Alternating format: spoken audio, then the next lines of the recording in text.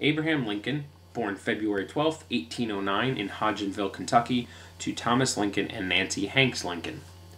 After his mother's death, when Abraham was 9, Thomas married Sarah Bush Johnston. Abraham's stepmother encouraged him to read and get an education.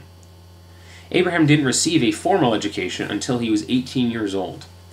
At 22, Abraham left home, then Illinois, to make a living by doing manual labor.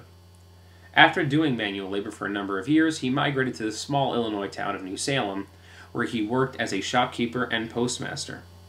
He began his political career in 1834 when he was elected to the Illinois state legislature. That is where he developed his first opinions on the issue of slavery.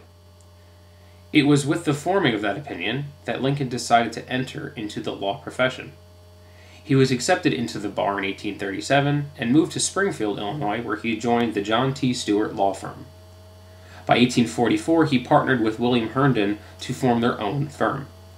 Lincoln found that his law career did not make a lot of money, so he traveled to different circuit courts throughout Illinois to supplement his income. Lincoln was engaged to Mary Todd in 1840. They were married November 4, 1842. Abraham and Mary had 4 children, only one of which survived until adulthood.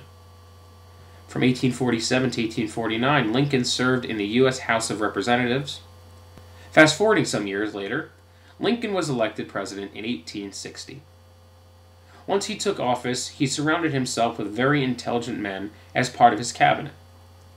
They were his political rivals, so they affectionately called themselves a team of rivals, which would help him solve some of the country's most pressing problems at the time. Lincoln was challenged early on in his presidency. Even before his inauguration, 7 southern states seceded from the United States due to his feelings on slavery.